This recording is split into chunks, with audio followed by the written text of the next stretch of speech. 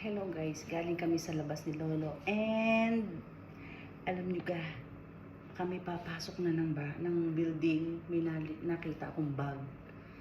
Pinulot ko ha. Hindi ko tinignan kung ano, basta pinulot ka lang kasi si Lolo ayaw na ako namumulot.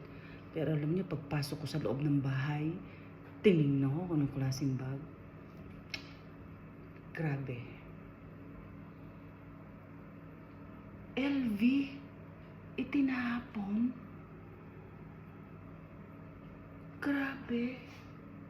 Nagulat ako. Kasi sabi ko, Papa, LV pala yung aking pinulot na yun.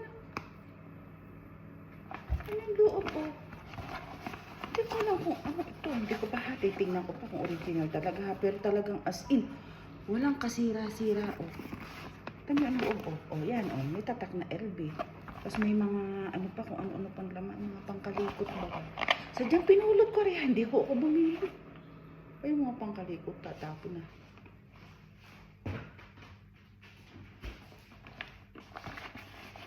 Grabe. Ito niyo, ayan ha, paano? Kung aribaga talaga ay original. Ito na niyo ha. Ano nakalagay? Louis Vuitton. Wala naman akong pinanghahawakan papel, pero talagang I'm sure original to. Kasi talagang tingnan nyo yung mga detalye ng kanyang ano. Walang kasira-sira. Wala.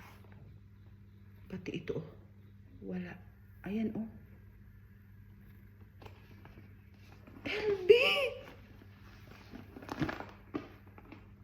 Pinapangarap ko lang to kasi ang mahal-mahal talagang bumili ng isang bag na Louis Vuitton.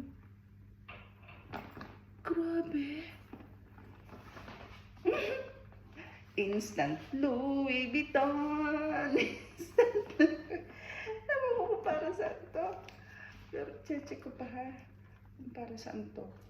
Kasi, ito may kabitan dito eh. Hindi ko pa alam ha. Basta, Diyos ko dahil.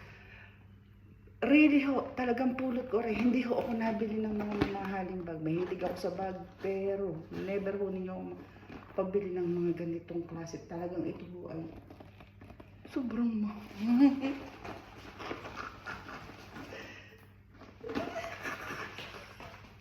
Grabe, talaga to.